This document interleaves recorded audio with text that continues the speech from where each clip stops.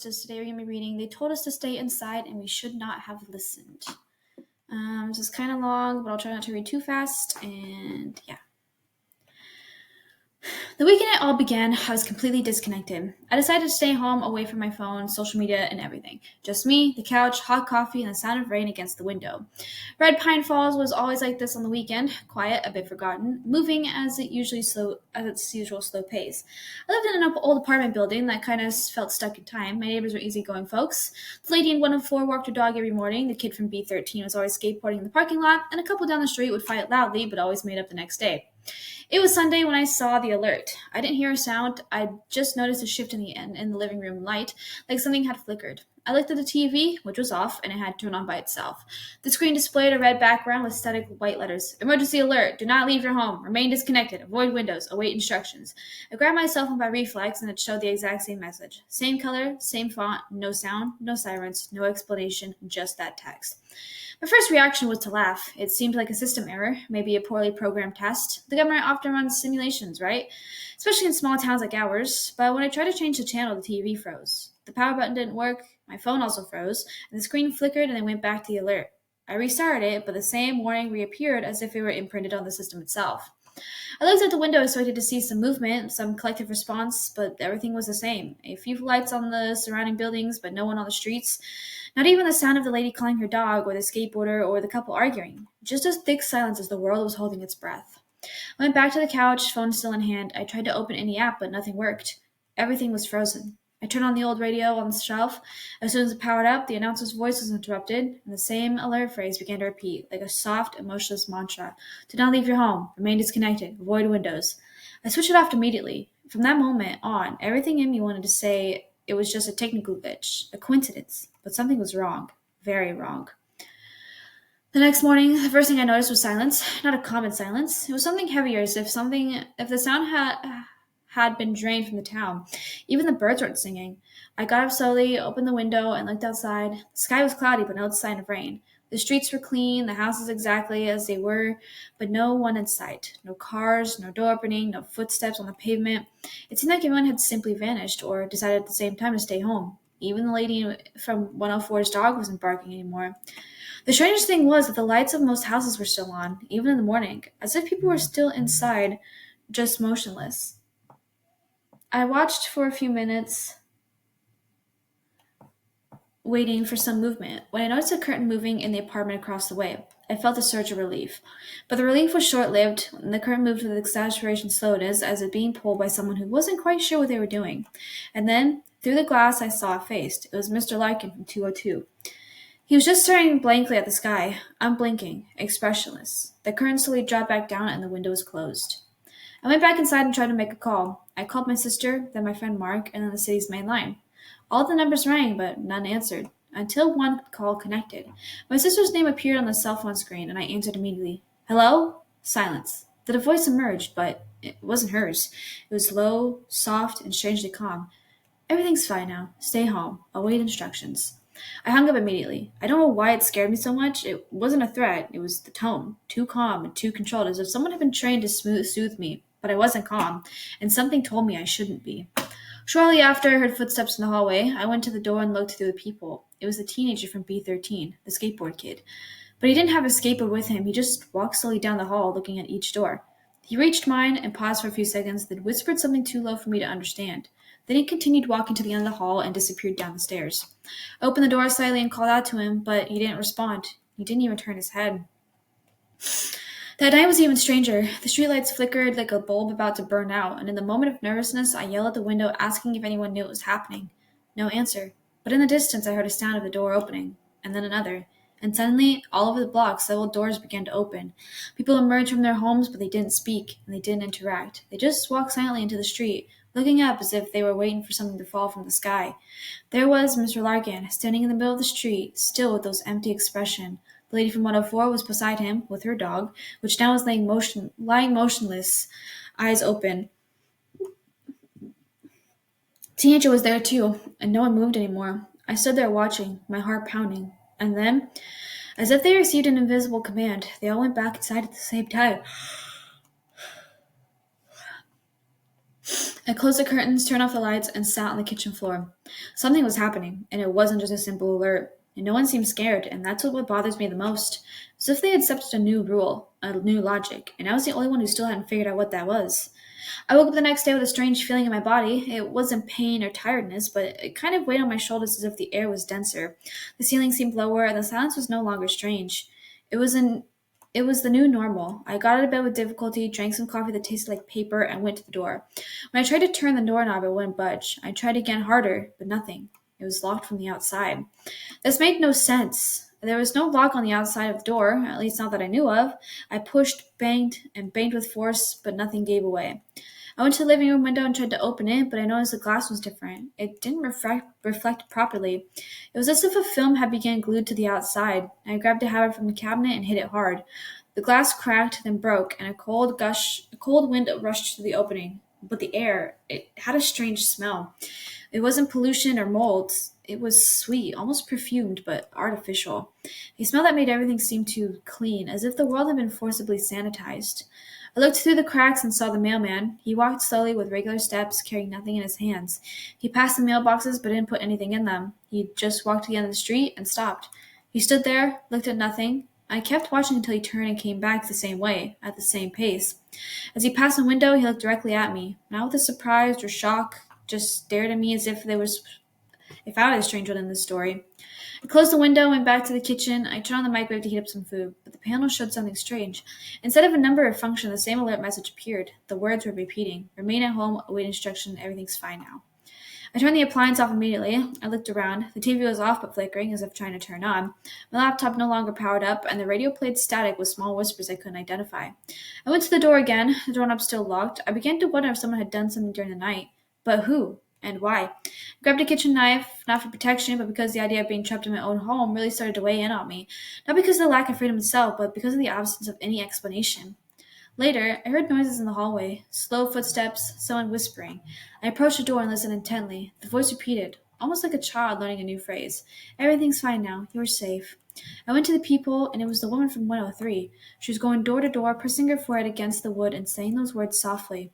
Then she would smile and continue. Her face seemed too sincere, as if she had achieved some sort of forced peace. When she reached my door, she did the same, said the words, pressed her head, and stayed there for a minute, quiet, until she left. I stood motionless for a long time. When I finally managed to get off the floor, I noticed something even more unsettling. All the mirrors in the house, in the bathroom, the living room, even on the back of the closet door, were fogged up. No window had condensation. There's no steam. But the windows looked like they had been touched, and in the center of each there was a mark, as if someone had written a single phrase with their finger, "Stay home."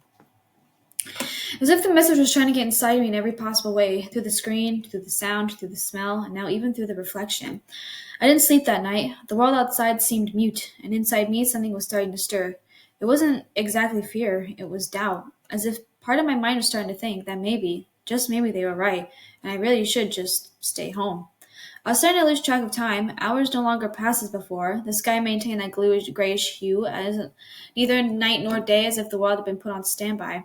Food was running out. The refrigerator light flickered, as if even electricity was afraid to stay on. I no longer received new alerts, but the original message kept flashing on all the devices that still worked. Even the ones that were off had become some kind of ghost. On the fourth night, I heard donking on the kitchen window. 3 dry taps, then silence. I couldn't see anyone outside. Through the cracks, I could only see the tall weeds of the community garden and the motionless outline of an abandoned car. But there was something about that knocking. It wasn't random. It was human. Measured as if it was trying to get my attention, not to scare me. The next morning, a sheet of paper was pushed under my door. It was a handwritten letter with shaky letters. It said, if you still think you're for yourself, come down to the basement of Block C. Bring paper, no devices. It was signed with one name, Clark. I thought of 1,000 ways this could be a trap, but in the end, the idea of staying there, trapped and alone, was worse. I exited through the laundry room window, which was in the back and still had a simple latch. I walked through the back of the buildings, keeping my head down. The silence followed me, but it was the oppressive silence full of invisible eyes. I saw someone through the windows, empty faces, all looking inside their homes as if they had given up on the world. I reached Block C. where the basement was partially open, with a rug propping the door. I went downstairs cautiously, and there in the dark I found Clark, a thin man, unshaven, with an old military coat and holding a flashlight. He didn't look dangerous, but he didn't look calm either. He led me to the corner of the basement where three others were sitting on the floor with pads of paper writing. Clark spoke softly as the walls could hear. "You saw the alert, right?" "Yes." "Then you're already compromised, but maybe there's still time." I asked what he meant by compromise, and that's when he explained everything. The alert we received wasn't a warning message. It was meant to protect us. It was the beginning, the entry, the vector.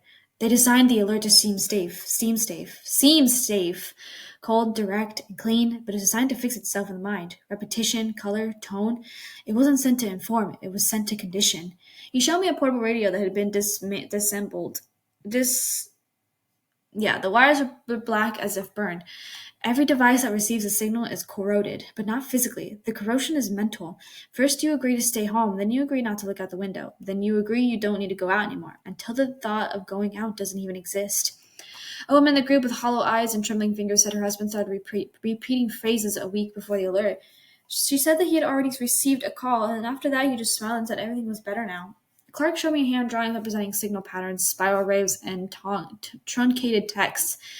These shapes, repeating individual alerts, they get stuck in the brain like a virus. Most people accept it. Some like us resist, but for how long? I remained silent. My stomach churned, and the alert, until which I had treated as a strange warning, was part of the contamination. There were no sirens because the threat wasn't external. It was inside everyone's head, planted there with a phrase and a color. Before leaving, Clark handed me a sheet of paper with notes. There was a hand-drawn map making the center of town where an old emergency transmission truck was located. According to him, that's where the signal was coming from. If you can shut that down, maybe there'll be time for a few who can still resist. "What about you?" I asked. "I've seen that alert for too long." I returned home by the same route, avoiding the glazed eyes of those peeking through the windows. Upon arrival, I closed all the curtains, turned off all the remaining appliances, and sat on the floor looking at the crumpled paper in my hands. For the first time, I felt that there was something bigger than just a system error, and that my mind had been molding for days. Perhaps for the first very moments, I looked at the red screen, but now I knew.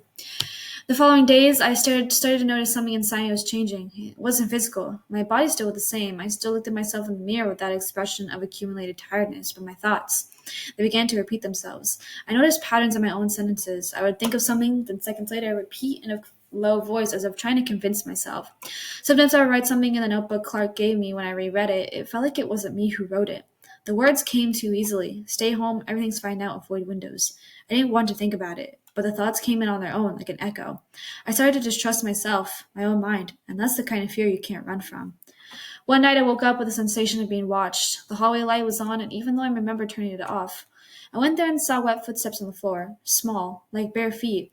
They went from the front door into the bathroom. I followed slowly, my heart pounding. The bathroom was empty, but the mirror was fogged up, and in the center someone had written with his fingers, "You're almost ready." That night I didn't go back to sleep. I sat on the bedroom floor with the flashlight on and the kitchen knife beside me and the notebook open. I forced myself to write something different. I tried to remember my sister's name, the town where I was born, my favorite food, but the more I tried, the emptier everything seemed. The memories were there, but they crumbled in details, like dreams too late, as if the parts that were made up of being deleted one by one. The next day, I decided to go back to the basement to look for Clark. The door was ajar as before, but no one was there.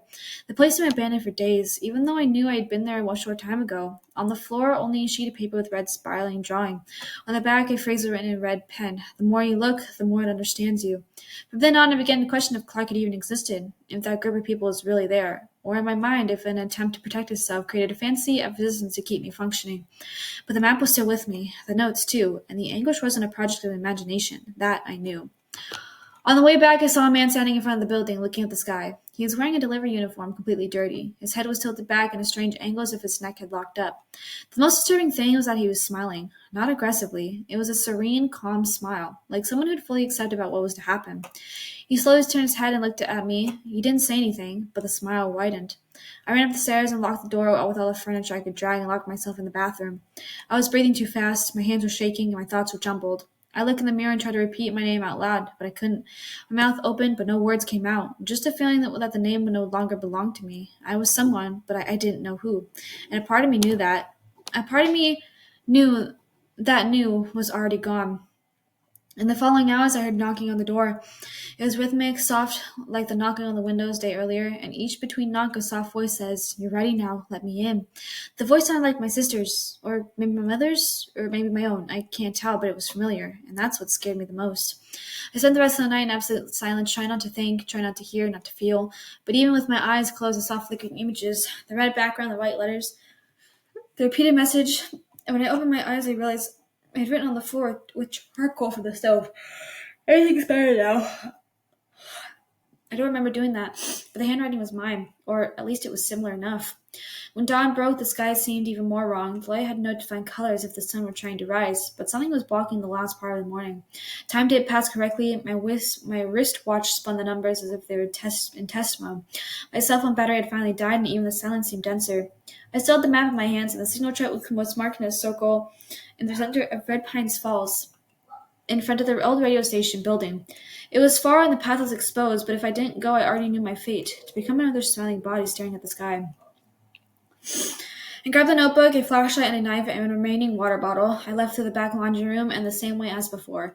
The streets were empty, but not like any ordinary night. It was a programmed absence, as if someone had emptied the world so I would have no one to talk to.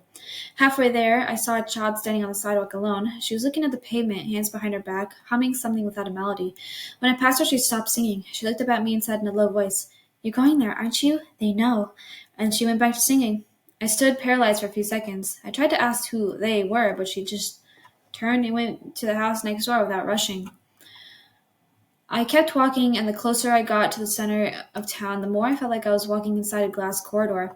The store windows displayed mannequins facing outwards, all their faces covered by red cloths. This wasn't normal. This wasn't a part of the decor. It had been placed there afterwards by someone or something that wanted to see me pass by. Finally, I reached a spot indicated on the map. The old radio station was locked, but behind it was an empty lot, was the truck. A military vehicle, gray without license plates, the windows were dark and the engine was off. Even so, the chases vibrated as if the machines inside were still operating. On the side, the LED panel flashed with the same message: "Remain at home, await instructions." I approached slowly and my eyes fixed on the words. The feeling of being pulled was real, not physically, but as if my mind wanted to get closer, understand, obey. When I put my hand on the doorknob, I heard a voice behind me. "Don't touch that." I saw a man leaning against the wall holding an iron bar. His face was dirty and his gaze was tired. He was one of the locals I used to see in the market, but I couldn't remember his name. He still approached. "Can you still think?" I nodded, unsure if that was true. "Then we have a chance." His name was Martin. He had been hiding in the city's center service tunnels trying to track the signal. He told me most people tried to destroy the truck, but they couldn't even get close. Most gave up halfway, or others simply stopped. With his help, we opened the back of the vehicle, and inside it was much worse than I imagined. There was no one, but there were screens, many screens, and all of them displayed faces, hundreds of faces of the town's residents repeating synchronized phrases. Some screens showed house rooms, others showed empty streets. It was as if the truck was watching the entire town, recording every spoken word and every window closed. Martin stayed destroying the wires of the iron bar while I looked for the generator. The machine trembled as if trying to resist. When I finally cut the power cables, the screen flickered and began to shut down one by one. The sound of the voices diminished just to a whisper and then silence. But it wasn't the end. Martin stopped moving. He stood still in the middle of the truck bed, looking at the last screen was still on. It was on his face, but he was smiling. He fell to the ground shortly after. No scream, no struggle. He just fell. I rushed to him, but he had no pulse. His face still showed that serene smile, and for a second I thought I was smiling too. I put a hand on my face, and it was normal. But the thought lingered. I got out of there as fast as I could, running through increasingly distorted streets. The houses just seemed tilted. The trees seemed to be watching me, and the running and the feeling of being followed never left me. When I finally reached the edge of the town, I no longer knew if I had managed to escape the signal, or if I was just carrying it with me. I stayed out of the town for a while, hidden in an abandoned shed on the outskirts of Red Pine Falls, eating a little I had, saving and drinking rainwater. I thought maybe I had won, that I destroyed the truck meant the end of the signal, but every night I heard something, not outside the shed, inside me, low voices repeating the same thing, not like a thought. It was deeper than that, as if my mind had been re-recorded by the program that was still running in the background. During the third day in that shelter, I noticed red lights flashing in the sky. It was a drone, not a military one, a small commercial. It came from the north, circled my position, then left. The next day, another appeared. It wasn't a coincidence. They were still monitoring, and they were still searching. That's when I understood. The truck wasn't the source. It was one of the transmitters. Like one tower among many, the central hub was still active, and the hub was what fed the voices. I went back. I knew it was a stupid decision, but I know where it was coming from. I walked back through the forest to the west side of town, and what I saw paralyzed me. Red Pine Falls wasn't abandoned. On the contrary, it seemed in order. The lights in the houses were all on, the curtains perfectly aligned. Some children were playing on the sidewalk, but the way they moved was too artificial, as if every gesture had been rehearsed, as if every resident living on their perfect simulation of their old life, and everyone was smiling. I found that I was looking for an old part of town near the disused train tracks. An emergency operations center had been set up in the old school. Inside, through a broken window, I saw cables, panels, antennas, and a room full of people. They were sitting in chairs side by side with headphones and monitors on. Their eyes open but unblinking. Some mumbled nonsense words, and others just took a deep breath and repeated, "You're safe now." There were no supervisors, no security, just them functioning like living machines. I walked among them, and none reacted, and in the center of the room a single screen displayed the aerial view of Red Pine Falls, and at the bottom of the screen a phrase silently rotated: "Stable connection. Activate transmission." I didn't know what to do. Unplug cables, destroy equipment? Part of me just wanted to run, but another part just wanted me to sit there too. Put on the headphones, be silent, stop feeling, stop being, but I forced myself to leave. On the way back, I saw my own face reflected in the storefront. I was sweaty, pale, but something was wrong. My eyes weren't blinking, and there was a slight smile at the corner of my mouth. The same smile I saw on the mailman, on the delivery guy, on the child. Maybe I had passed the point of no return. I fled the town the same night, not by road, nor by the known trails. I cut through the dense woods, following the only instinct of what I had of free will. I walked for hours until the sound disappeared. Not the sound of the town, but the sound inside my head. I found a shelter in an abandoned cabin in the mountains. Since then, I avoided any electronics. I used candles, write by hand, eat when I hunt or grow. I don't connect to anyone, and sometimes I see smoke on the horizon. Sometimes I hear voices that sound human, but I'm not sure. I never go to them. 6 months have passed. The signal is gone, but not the thoughts. I still dream of the phrases. I still wake up with a feeling that I'm smiling even when I'm not. Sometimes I forget my name for a few minutes, and sometimes I catch myself repeating phrases I didn't write. The world didn't end, but it changed. Red Pine Falls was just a test site, an experiment. Perhaps other places have already been corrected. Perhaps this was a new way to control people, not with force, but with quiet obedience. A screen, a soft voice, an order that sounded like care. If you saw the alert, even for a second, it already might be too late. Damn. This kind of reminds me of Kill Your Darlings. Is that what it's called? Kill Your Darlings with Harry Styles and Florence Pugh, where they're in that simulation of like having the perfect life and like the perfect, everything. And like she slowly starts to realize that it's, nothing but a simulation. And so she tries everything. She tries everything she can to like get out of it. It was a good movie. I really liked it. This kind of sounds like it. This would be such a scary fucking thing to witness. Like, I wonder if there's some like true story about this somewhere. Like, people have like the ideas of like the Chernobyl or like Area 51, like all that stuff. I wonder if stuff like this like truly exists somewhere where there's just like, there has to be, like, there can't just not be like, there can just like not be a place where the world doesn't feel like a simulation, where it's just like everyone, it's all normal, but it's like all put on display.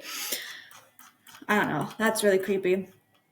I wouldn't know what to do with myself if that were like that. Anyways, that is the ending of this one, so I hope you all enjoy. Let me know what you think down in the comments. And yeah, if you're new to my channel, be sure to hit the subscribe button, hit the thumbs up, and hit the bell, see notification videos, which is daily. I love you guys, and I'll see you guys later. Bye-bye.